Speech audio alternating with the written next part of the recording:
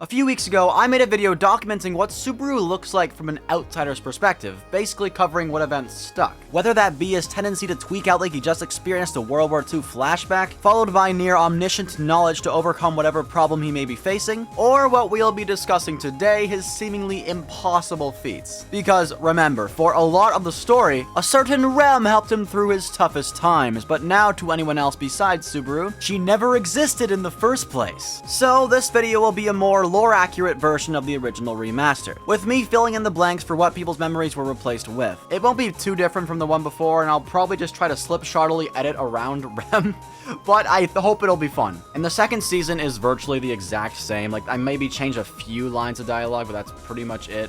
But if you watch it anyway, thank you. Without further ado, let the Who's Rem cut begin, I suppose. After his convenience store run went awry, Subaru Natsuki spawned into the royal capital of Lagunica with his convenience store goods in hand. I really do wonder what this looked like to nearby passerby, since we see them walking around him as if not even noticing the very oddly dressed and equipped Japanese teen's presence. Perhaps his body was already there? This is where stuff really gets interesting. The next scene is with the Appa merchant, also known as Subaru's first checkpoint in his new video game-esque life. What this means for us is we're free to skip 3 deaths at this point. This vaguely noble-looking 17-year-old weirdly asked the merchant how many times he's seen him, to which Katomon obviously replied only one, and then the kid confidently declared he's broke beyond compare and dashed away. Only 4 minutes later to return out of breath asking questions about any pickpocketing incidents around here lately, then promising to buy an Appa in the future and running off again. What a fucking weirdo. Then he encountered some crooks who he seemed weirdly familiar with and smartly called the guards for help, which he 1001% received in the form of Reinhardt van Astrea. While having Reinhardt deal with that, he continued his mad dash loot house bound after denying the, unknown to Subaru of course, godlike Master Swordsman's aid in defeating Elsa out of fear for the knight's safety.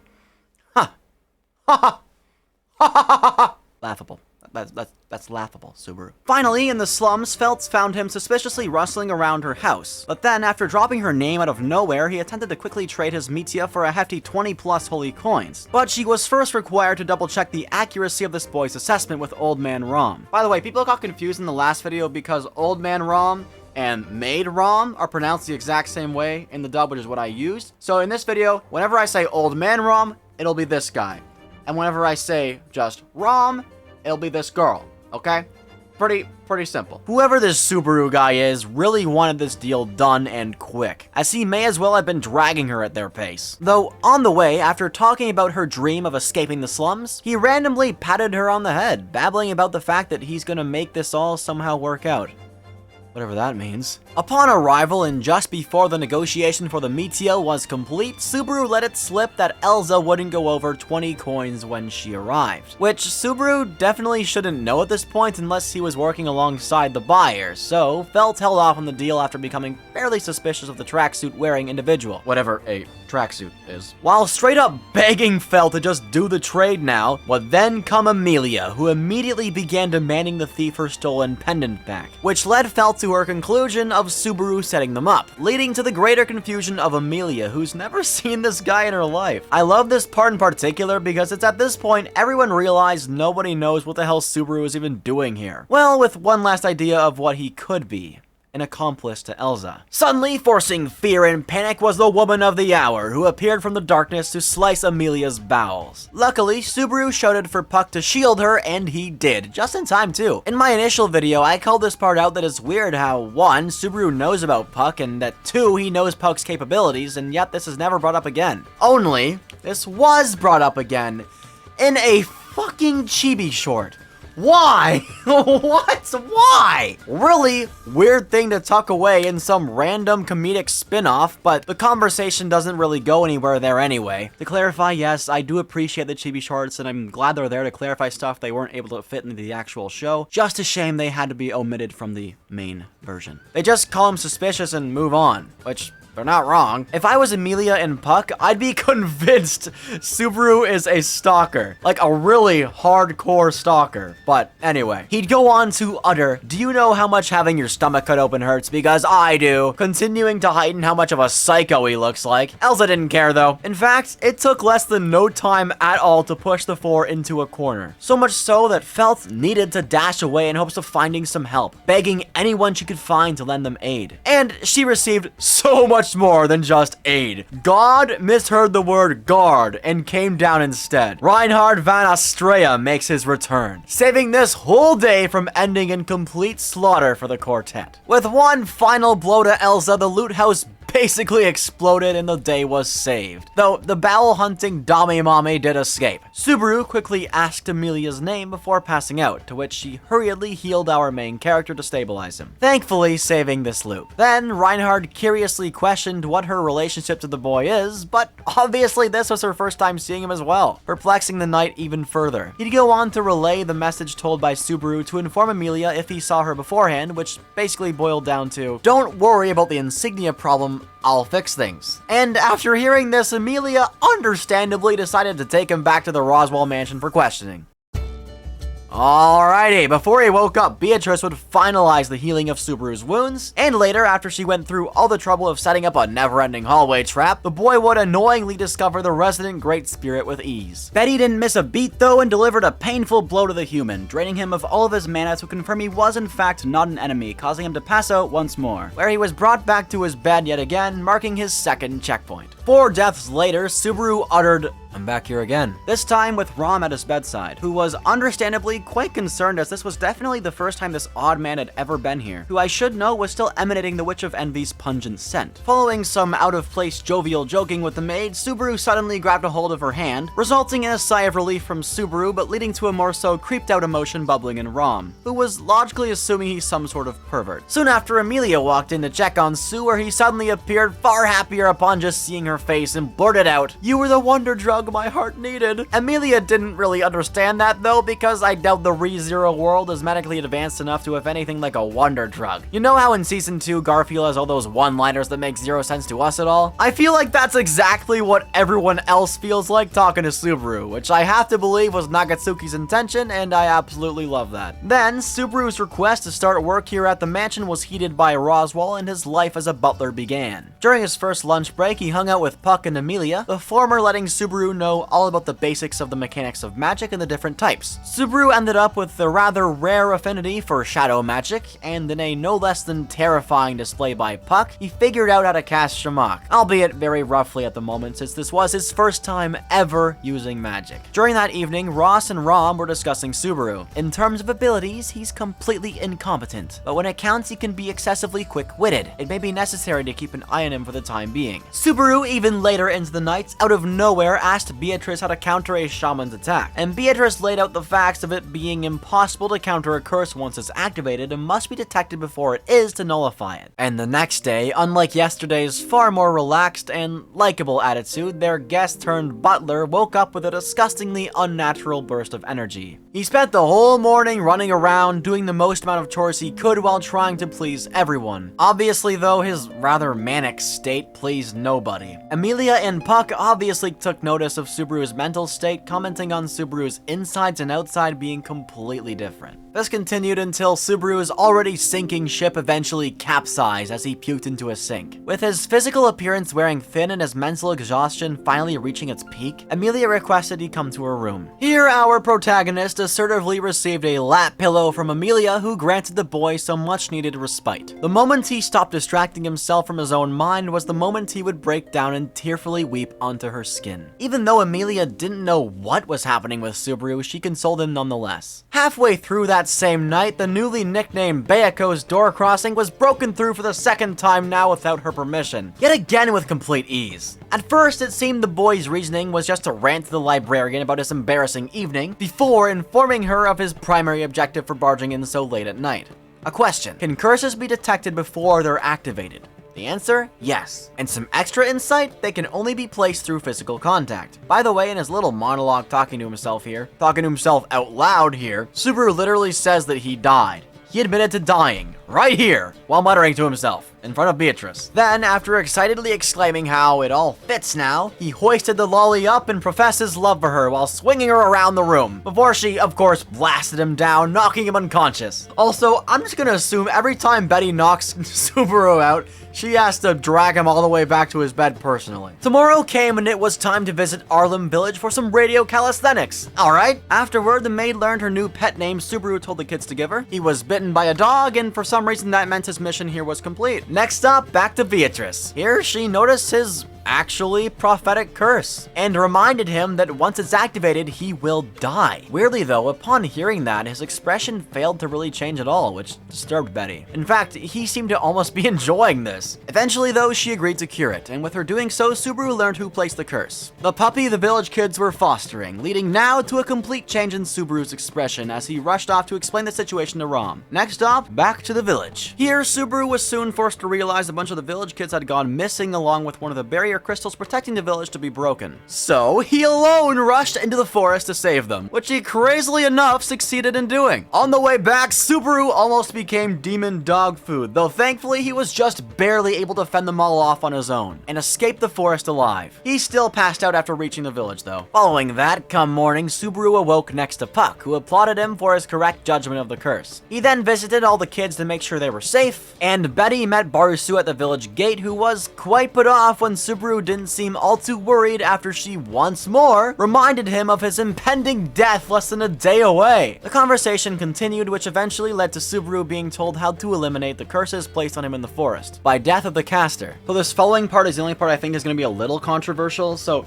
in the original Rom actually goes to save Rem, but with her memories erased, maybe she believes that she never even went into the forest with Subaru. I know there's a scene in season 2 where the prospect of Subaru throwing Rom sounds vaguely familiar, but not actually clear in her memory, so maybe that's how the whole forest incident went. That's how I'm rolling this, okay? You can either look at it the way I'm gonna look at it, or the way that Rom still went to help Subaru. Personally, I don't really think she trusts him enough at this point, but maybe she would.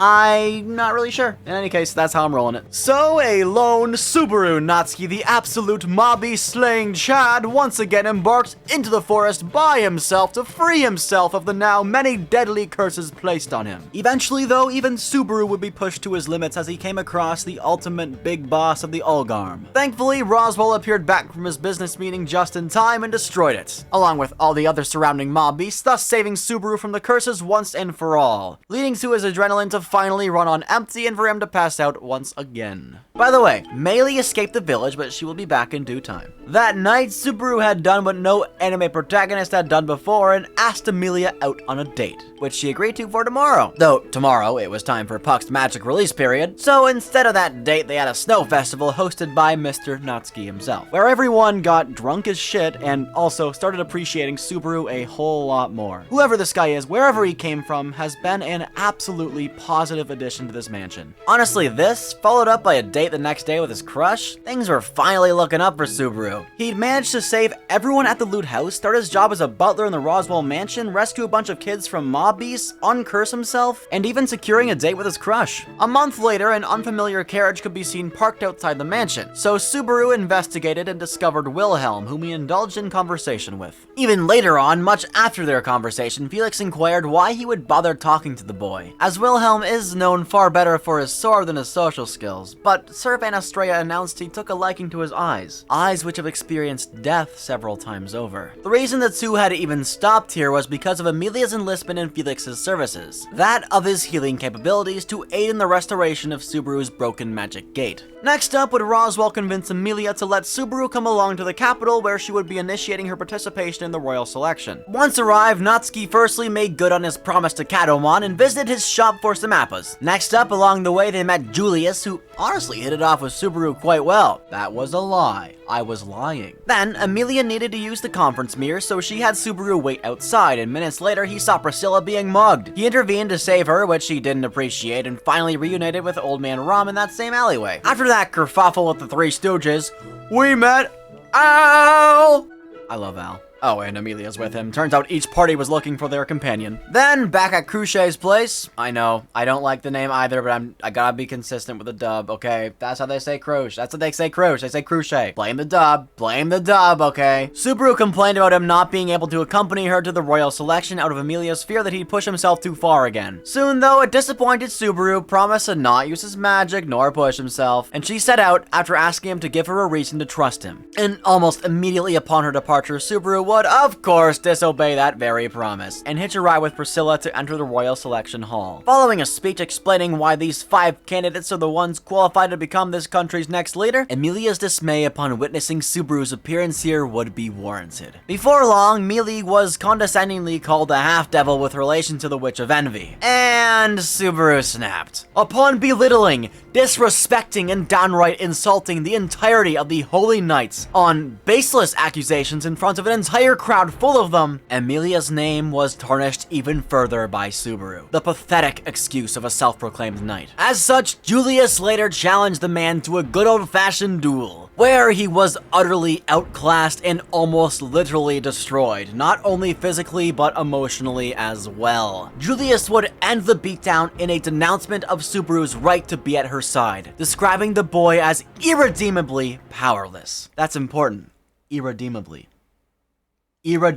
Sorry. Upon waking up, Amelia and Subaru would have a chat. Well, more so a huge fight. Amelia, extremely upset with him, explained that she really did want to trust Subaru, but there was no reason to after his display today. Upon hearing which, he would full-on angrily break down in front of the one he loves, trying to play off his selfishness as selflessness, only digging himself into a deeper and deeper hole of despair, resulting in Amelia's abandonment of Subaru, cutting ties with the boy and returning to the capital without her self-proclaimed knight, who was still scheduled to be healed by Felix. The next day, Subaru could be seen training with Will, though to Felix's eye, this was but a distraction, as no actual improvement was being visualized. Reinhard attempted to convince the boy to join him in conversation with Julius in a calm discussion to clear up any misunderstandings, but was firmly denied, only cementing Felix's earlier appraisal. Following that night was the 4th day in the capital. Subaru was by himself on a shopping trip, which seemed to be going great. Only this is the exact moment of our next checkpoint, where Subaru would endure 3 painstaking deaths, where the boy would go from still distraught after his argument with Amelia, though recovering of course, to being absolutely devastated. Imagine being the humble apple merchant Cattlemon, indulging in a nice conversation with a boy who'd come back to thank you for helping him out in the past, but the second you look back up to talk to him, you see this, before he dashes away in a panic for seemingly no reason at all. During the next day, a somehow newly invigorated Subaru, all by himself, completed the seemingly impossible task of gathering together allies and information, in preparation for the all-important negotiational meeting with Cruchet. That's right, all in a single, very efficient day. Said meeting's purpose? To broker the creation of an alliance to defeat the White Whale, one of the 3 great demon beasts plaguing the ReZero world, once and for all.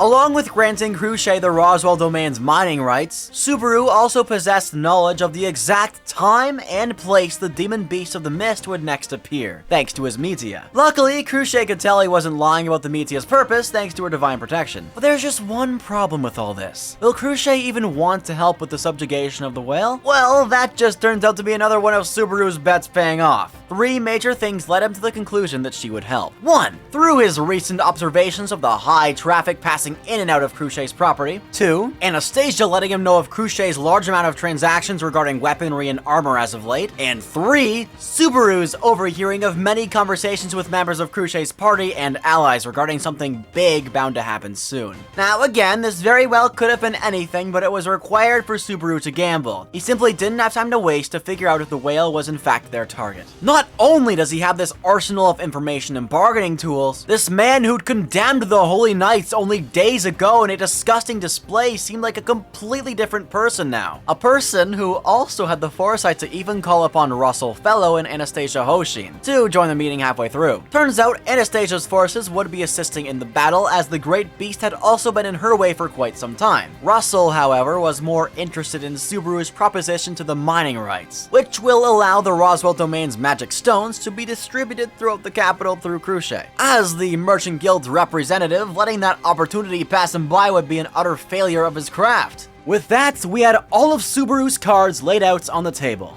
you have to wonder how the hell did this guy get around and do all that? But I don't know, man. I couldn't tell you. With an offer like this, how could she ever turn this down? So, of course, Subaru's bet paid off and she agreed, concluding our meeting. Even after the negotiations were complete, Cruce was met with yet some more surprises, with the fact that Subaru's groundwork went even further. Turns out, he agreed to give Russell the Metia after the whale's defeat, along with granting the Hoshin Company an unspecified amount of money if the meeting went well, which I think it's safe to say it did. I wanted to make sure I explained Subaru's ridiculous prep for this, because it definitely makes him seem a lot more cunning than he actually is, or at least seems to be, and is in my opinion the most insane 180 from Subaru so far. One day, Subaru will be an absolute mess of a human being, suffering a beating to near death by Julius. Then, less than a week later, he'll appear to be the galaxy brain mastermind behind the unification of several enemy parties, with their coalition's goal being one of the 3 great demon beasts' much desired subjugation. Wilhelm, along with some more veteran swordsmen, thanks Subaru for giving them the opportunity for revenge once and for all, and the next day, after some rapid preparation, we were off! Following a few hours of travel, the convoy at last arrived at Flugel's tree, where they faced off against the fabled ivory-colored beast of legend. Something I really did gloss over in that first video is how impressive Subaru was here. He stayed on the front lines the entire time, all the while organizing important battle strategies, and once the boss fight reached its second phase and took to the skies, he instantly came up with a plan on the spot. A plan where he at some point mounted the white whale's horn, and then free fell while emitting the witch's miasma to attract and distract it, leading to the beast becoming grounded, where they then pinned it down and finished it off under Flugel's tree.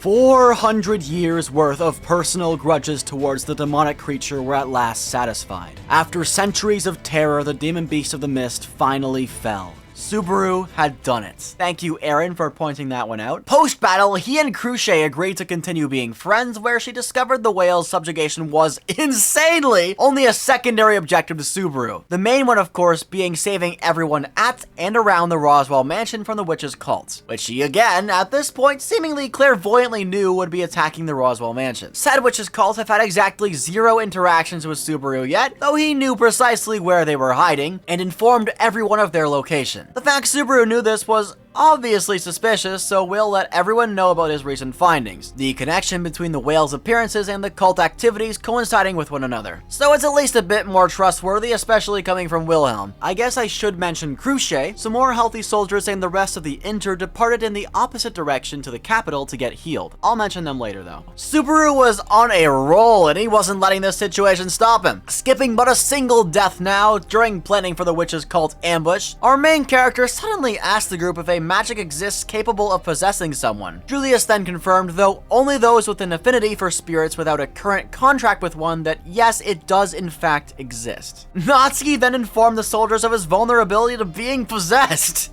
All the successful plans and predictions he'd made so far had come true, so the group blindly believed the boy for the time being. Honestly, his immense knowledge of the cult, his constant mood swings and PTSD, not to mention the miasma all over him, would probably lead many to believe he's a survivor and victim of a witch cult kidnapping, especially since he's the flagship for this whole operation. A few people were bringing this up in the comments, so I thought I'd include it. Thanks, guys. Anyway, though, the plans were laid out, and so all that was left was to act, and the witch cult hunt began. First up, Wilhelm dropped by the mansion to inform Amelia of the misunderstanding about the letter they received. The blank letter. Weird, I wonder how that happened. Secondly, they gave the fake merchant cultist a schedule which was delayed by 2 hours and used that time to evacuate the villagers. In this timeline, the first time Subaru met Otto was right here actually, where he was wrongly accused and captured for being a cultist, resulting in friendly laughter from Mr. Natsuki. The merchant still thanked him for saving him, of course, but was still understandably super confused on why Subaru was acting so buddy-buddy with the guy. Anyway, through Subaru and Julius's impressive teamwork, truly displaying how far the two have come in just a few days, defeated Betelgeuse Romaneconti using and abusing their newfound knowledge of his power to swap bodies. Keep in mind, the last time Julius saw Subaru was in his horrible state at the capital, so now seeing him again in such a rejuvenated form must feel like whiplash to the Holy Knight. Not able to catch a break though, Felix informed them Amelia's carriage happened to be rigged with enough magic stones to blow up a small village. So he and Otto rushed to her carriage as fast as they could. Then, en route, Subaru once and for all killed the scum that was Betelgeuse one final time. Also, here Subaru would inherit Betelgeuse's authority of Sloth, the unseen hand. When they reached Amelia's carriage, Subaru grabbed the bag of magic stones, threw them into the whale's rotting corpse, and the day was saved. Subaru once again professed his love for Amelia, and the silver-haired girl thanked him from the bottom of her heart for saving her. Later, homeward bound in the carriage, Subaru endured one singular death. So, out of nowhere, Subaru, who I remind you had just a few seconds ago professed his love for Amelia, and was happily flirting with her on the way home after she had cried and thanked him so deeply, looked to have a sudden panicked and terrified expression with sweat built up on his face, who also appeared to be hyperventilating. He then jolted back to reality and fearfully demanded to know where a girl by the name of Rem is.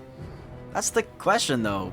Who's Rem? Anyway, cutting back to Cruchet's gang before they could get too far, two members of the Witches cult attacked their convoy. Not just any old cult members either. These were two archbishops, Regulus Corneus and Libotan Kaitos, representing greed and gluttony respectively. After this battle and the White Whales, many casualties of unknown origin were noted. Soldiers who nobody had ever heard of, including a particular maid dressed just as Roswell Mather's pink-haired Rom does, but with a blue hue to her hair. So, returning back to Cruchet's estate, who by the way had her memories eaten but her name kept intact, Cruchet, Felix, Subaru, Wilhelm, and Amelia discussed the contemporary matters at hand. Of course, after giving Subaru the evening to grieve over that blue-haired girl's lack of existence, who's apparently Rom's sister. Well everyone, that was the Who's Rem cut. If you do want to continue watching, it's the exact same as the previous video. Just thought I'd let you know before you waste your time with Season 2.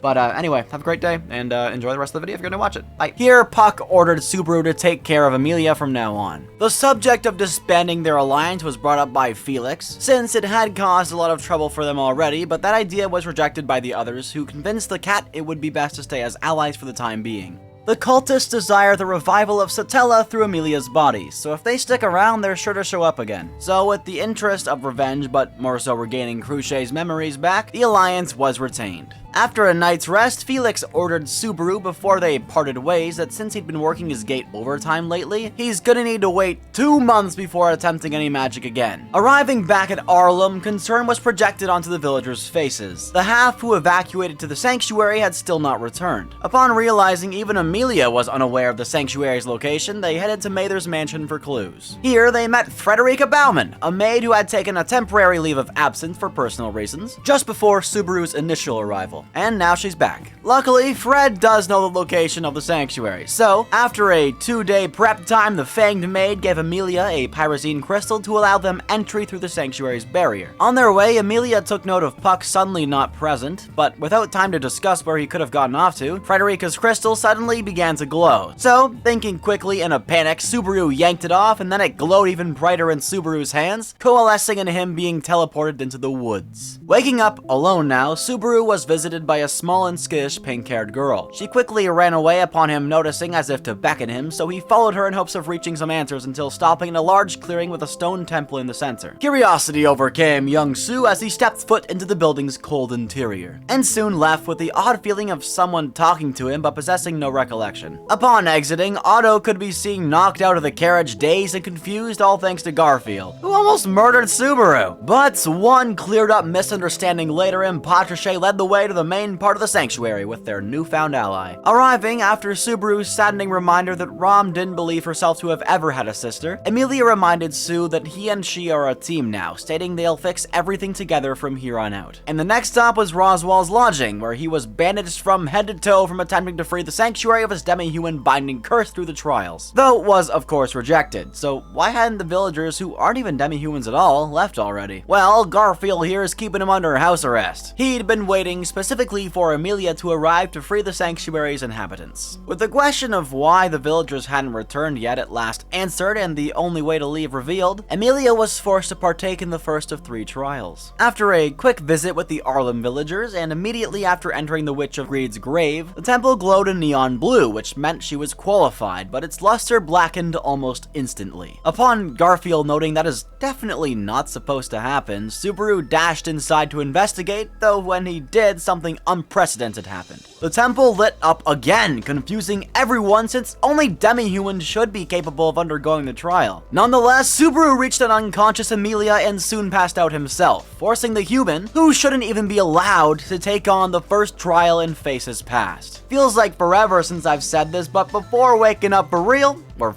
finally skipping some more deaths, and not just a paltry sum. This is the most deaths poor Sue had experienced for a single checkpoint so far. A total of 5 excruciatingly painful deaths later, and his brain was now surging with knowledge as if he met the Witch of Greed herself. Oh wait, he did. This knowledge included Ryuzu's facility, plus Echidna's immortality experiments in them. The fact Beatrice has what he thinks is a gospel, Roswaal possessing a tome of wisdom, and knowing of Subaru's RBD. The fact assassins are attacking the mansion, along with the exact day they would come. Knowledge of Snowfall coming, followed by the White Rabbit attacking the sanctuary, and much more. Roughly an hour of silence passed, and eventually the two emerged from the temple. So they all headed over to one of the village houses to discuss business. Here, Subaru, Otto, and Emilia met Ryuzu officially for the first time, who explained some stuff about the sanctuary's barrier and its background. Later that night, at a certain point, Patricia began thrashing around recklessly, so Otto undid the reins and she ran all the way to find Mr. Natsuki in the graveyard, which she was rejected from entering, by the way, to witness and save him from painfully enduring his second trial. Waking up, he gazed upon the stars instead of the expected stone ceiling, and after a bit of appreciation and genuine kindness from his friends, he soon attempted to start the third trial, but was rejected this time by Echidna's doing. Following his attempt, Roz received a visitor, Subaru, to inquire if he knows of a way to leave the sanctuary aside from the trial method. What he received was information far more grim though. Roswaal instead let Subaru know he himself was the one who ordered the attack of the assassins on the mansion. Not only that though, the snowfall, followed by the White Rabbit being here, was also his doing. This was all a master plan in hopes of strengthening Subaru's resolve to force him to choose who he desires to save more. Following that revelation, the boy slowly backed away from Roswaal in despair, and ran away aimlessly in a fear-filled panic. The next time Subaru was spotted was the next morning, where Otto would discover a broken, muttering Subaru, repeating the same words of "what do I do" over and over and over again. Here, after a quick scuffle, Otto Suin assertively offered to help in any way he could, because, you know, it's okay to rely on a friend once in a while. This really cut deep with Subaru. Something so simple, something everyone had been beating into him ever since this arc began. More than ever, Subaru appreciated Otto as a beloved friend and ally, so he went on to explain the mansion situation to the merchant. Then, Subaru, with absolute confidence brimming in his eyes, marched on into Roswaal's house and exclaimed, "Roswaal, let's make a bet, with my wish and yours on the line." He revealed his grand proclamation that he's going to save the mansion and the sanctuary in this loop. If he managed to overcome this insurmountable feat, this naive boy demanded Roswaal throw his tome of wisdom away and join him in assisting Emilia to become the next princess. That's right, when given an ultimatum of who to save, Subaru found and uncovered a secret answer: everyone. I still love Subaru's mood swings so much. Just yesterday, Roswaal witnessed Subaru in absolute distress after hearing Ross's terrible news. Yet one night later,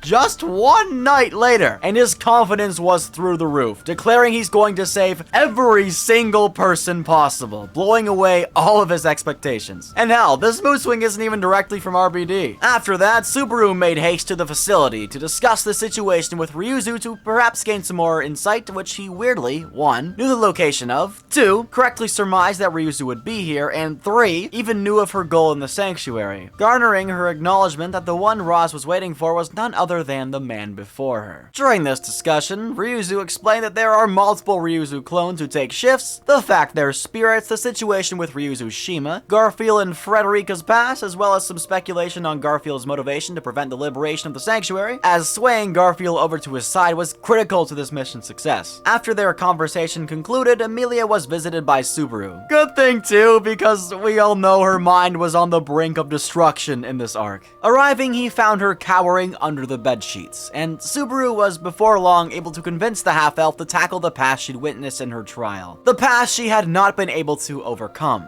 She thanked him, and once that was all off her chest, her ability to sleep was soon returned and she drifted off. When Amelia awoke later, Puck was with her, and the two caught up with each other until the spirit suddenly broke their contract. His crystal shattered as he entrusted Subaru to her, leaving poor Amelia alone in her room to confront her once repressed memories that had now flowed back into her upon the termination of their contract. While young Gar's suspicion of Subaru's connections to the witch rose, Subaru returned to Amelia's room again to console the still heartbroken half-elf, where he agreed to hold her hand until morning came. Unfortunately, to Amelia's sadness, she woke up in the middle of the night with Subaru nowhere to be seen, and was missing upon morning's arrival, leading to a search party starting. While Subaru was supposed to be with Amelia, Otto would recruit Rom to help take down Garfield in the future soon to come. Realizing something didn't feel quite right, a panicked Garfield rushed all around the sanctuary's grounds to find Shima, but to no avail, ending his search at the facility where he found Otto in her place. The merchant's mission to delay the unstoppable force that is Garfield would then begin.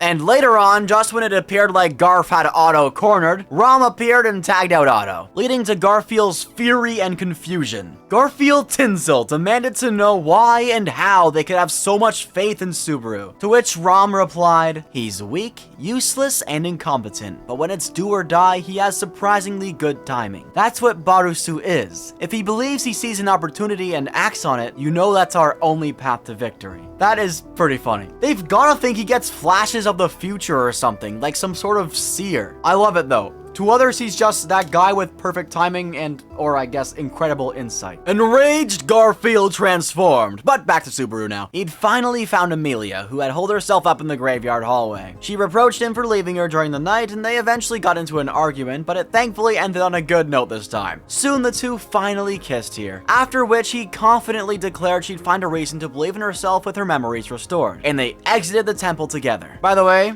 side note, Amelia still believed babies are made by kissing. Just thought I'd mention it, right? Outside, they found themselves a bloodied and beaten Garfield, dead set on destroying the building. Deciding now that he desired nothing more than to protect everyone around him, he transformed yet again. Subaru subsequently disobeyed Felix's recommendation to not use his gate for 2 months and casted a classic Shamok, beginning their bout. Oh yeah. Here, thanks to another YouTube comment, I learned that since Subaru had already been way overusing his gate as of late, it actually became defective after this moment. I didn't know that. So basically, rest in peace, Shamok. I think that's the only spell Subaru ever used, at least in the anime, right? At least he still got his authority of sloth. Speaking of, before long, Subaru taunted Garfield, so he attempted to strike him down. Yet Subaru stood firm, and suddenly his sloth authority uppercut Garf. To everyone else though, Garfield just flew the hell back out of nowhere. Though surprised by this, Garf still retained the upper hand and was soon ready to finish off Subaru before Patriche saved him and knocked him out, ending their duel. Both of them woke up that night in the laps of their respective girls, where Rom suggested Garf finally attempt the trial again, where he begrudgingly agreed and entered the temple to face his past, and later emerged successful. Then it was Amelia's turn. Inside, she found Subaru's love letters, good luck messages, and encouraging words he inscribed all over the temple's walls, where she finally, hopefully, must have realized why he had left her bedside during the night. I should also note, Subaru, if you've forgotten, was still rejected from entering the temple, so he without a doubt went through a ton of pain to write all those messages. Speaking of those, Garfield mentioned them to an embarrassed Subaru, which I suppose he forgot about. I bet for a brief moment, Garf thought they were for him. This went on until the Ryuzus appeared to talk about a subject that is unavoidable if they wish to liberate the sanctuary, the progenitor the 4 copies were derived from. During that conversation, Amelia would awake from her trial after having confronted her past, but didn't exit the grave quite yet, with her needing to contemplate what she had just overcome.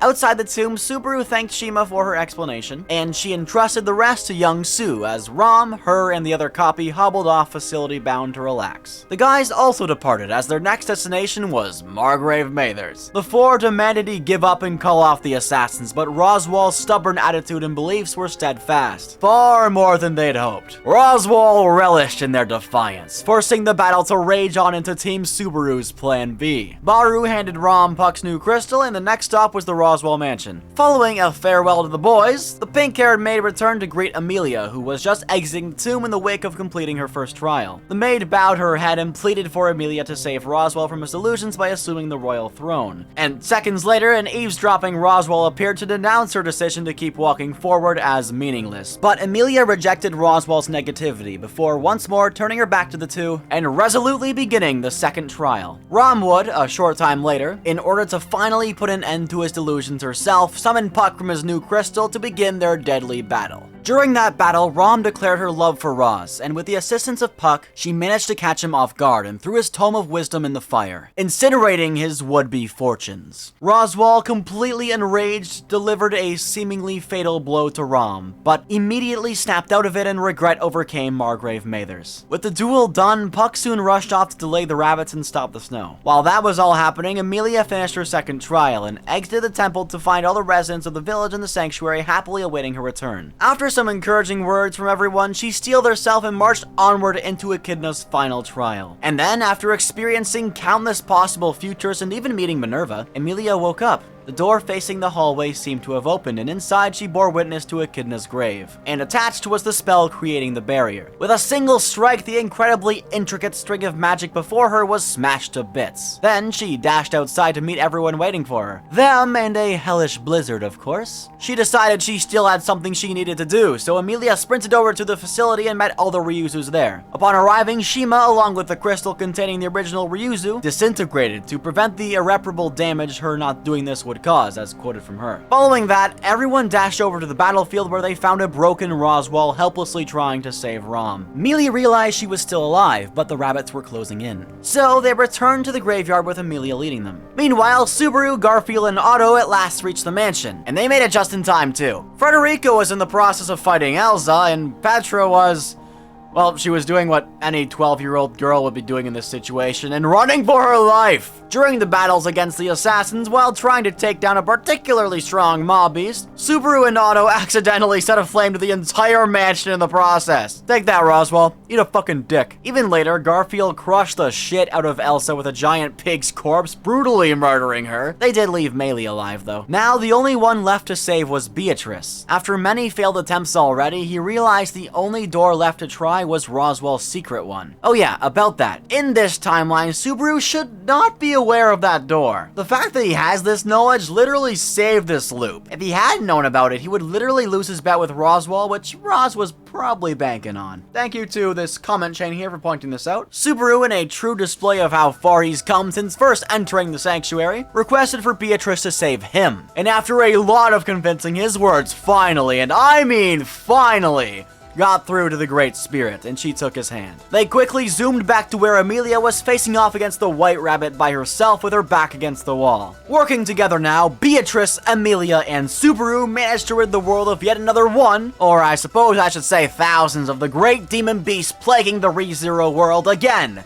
Once and for all. So now, after being the mastermind behind the White Whale's defeat, along with playing a huge role in said battle, this legendary man also played a part in the White Rabbit's demise. This time, if they can prove it of course, which the possibility of that is questionable at the very least, Subaru and Amelia's camp in general will appear even more amazing than they already seem to the public. I mean, think about it. Yeah, we're dealing with a whole different ballpark here, but with the whole White Whale, it took 3 separate factions working together to subjugate it. Meanwhile, with the rabbit, it just took the princess candidate, the legend himself, Subaru Natsuki, along with a great spirit in the name of Beatrice, who is now his contracted spirit, I might add. After the rabbit's demise, Roz and Betty visited Echidna's grave together, and here we, along with Beatrice, learn this is the same Roswell from 400 years ago. The Roswell Beatrice and Echidna knew personally. When they finished their talk, everyone met at the cathedral to individually punch Roswell for repentance. And of course, he did finally apologize. Much later on, with everyone gathered together at a rented ceremonial hall, Subaru would officially become Amelia's knight. Then the two took each other's hand and danced, and well, that concludes the true timeline of ReZero.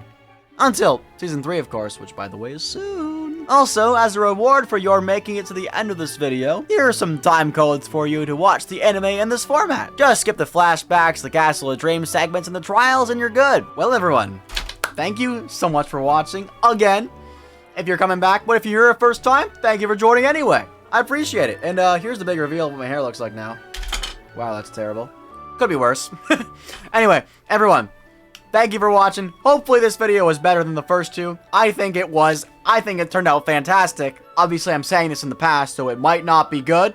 I hope it is, though, because what the frick would be the point of this video, right? Anyway, everyone, like this video if you liked it, dislike it if you dislike it, comment any thoughts you have in the comments below, and anything I messed up. I really hope I didn't mess anything up, though, because this was my second go at this, and if I did, that'd be pretty embarrassing. But you never know. I'm a pretty stupid guy.